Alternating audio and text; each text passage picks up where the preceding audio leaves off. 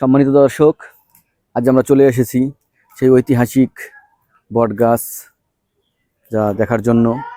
আজ আপনাদের দেখাবো ঐতিহাসিক এক বিশাল বটগাছ, যে বটগাছ দেখার জন্য প্রতিদিন হাজার হাজার মানুষের ঢল।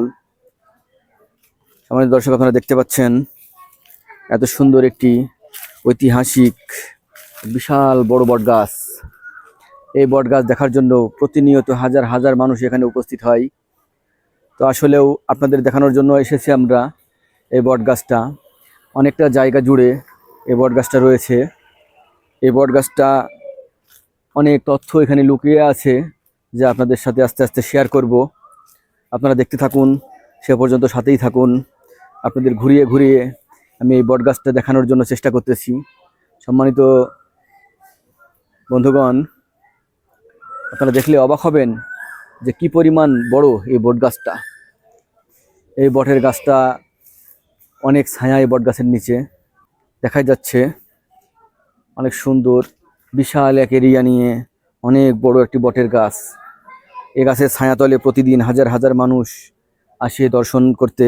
সম্মানিত বন্ধুগণ, দেখতেই পাচ্ছেন আসলে এই বট গাছের ভিতরে কি লুকিয়ে আছে তা আসলে আজও অজানা। তো দেখেন প্রতিদিন কত মানুষ এই বট গাছ দেখার জন্য এখানে উপস্থিত হয়।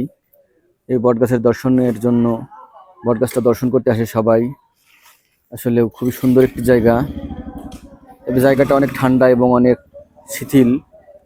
জানি না এর ভিতরে কি আছে, তবে এর ভিতরে ঢুকতেও ভয় পাচ্ছি আমি অনেক। আপনাদের যে কিভাবে দেখাই যে এর ভিতরে কি কি লুকিয়ে আছে। অনেক মানুষ বসে বসে আরাম আয়েশ করতেছে এবং এই গাছের ছায়াতলে অনেক মানুষ রেস্ট করতেছে। সম্মানিত বন্ধুগণ, দেখেন আশপাশে অনেক দোকানপাটও আছে। এই বটগাছ দর্শনের উছিলায় অনেক দোকানদারদের বেচা বিক্রি থেকে শুরু করে অনেক ব্যবসা বাণিজ্য এখানে তৈরি হয়েছে। আপনারা দেখতেই পাচ্ছেন অনেক দূরে দূরে অনেক দোকান আছে। তার কারণ এই বটগাছটা অনেকটা জায়গা জুড়ে।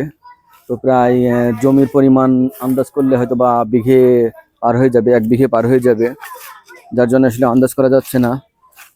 আর সঠিকভাবে সঠিক মাত্রায় এই জমির পরিমাণ আসলে কোথাও লেখা নাই, তাই আসলে বোঝা যাচ্ছে না যে জমির পরিমাণ কতটুকু হতে পারে। তো যাই হোক বন্ধুগণ, দেখেন অনেক সুন্দর একটি বটগাছ। জানি না এখানে আরো কত কত মানুষ সারাদিনে আসতে থাকে। আমরা হয়তো এমন এক সময় এসেছি, এই সময়টা মানুষজন নাকি কম, তো অন্যান্য সময় আরো বেশি মানুষ থাকে এখানে। দেখেন আসলে আপনাকে আরো কত দূর থেকে দেখালে আসলে বোঝা যাবে যে এই বটগাছটি যে কত বড়, সেটা আসলে বুঝে পাচ্ছি না আমি। মানে মোবাইলে ধরছে না যে কিভাবে আপনাদের এই বটগাছটি সম্পূর্ণরূপে তুলে দেখাবো। এই জন্য সম্পূর্ণরূপে তুলতে পারছি না বিধায় অনেক দূর থেকে আমি ভিডিও নিচ্ছি। সেই জন্য মনে হচ্ছে যে হয়তোবা জায়গাটা অনেক খুব বেশি বড় হবে না। আপনারা দেখতেই পাচ্ছেন এই বটগাছটা অনেকটা জায়গা জুড়ে, যে আসলেও ঐতিহাসিক একটি বটগাছ।